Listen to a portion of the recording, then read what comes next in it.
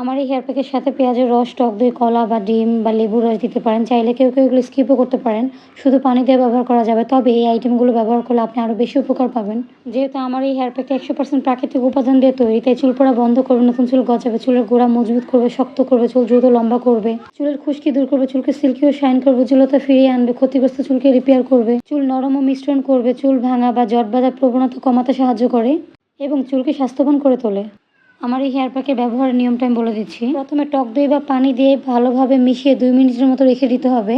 তারপর মাথার গোড়া থেকে আগা পর্যন্ত ভালোভাবে লাগিয়ে 30 থেকে 45 মিনিট রেখে শ্যাম্পু করে ফেলতে হবে। চাইলে কেউ কেউ একটু বেশি সময় রাখতে পারেন, সমস্যা হবে না। আমার এই হেয়ার প্যাকটা চুলে মাত্র একবার ব্যবহার করলে আপনার চুলের পরিবর্তনটা বুঝতে পারবেন। কতটা সিল্কি ও শাইন করবে, উজ্জ্বলতা দেখাবে।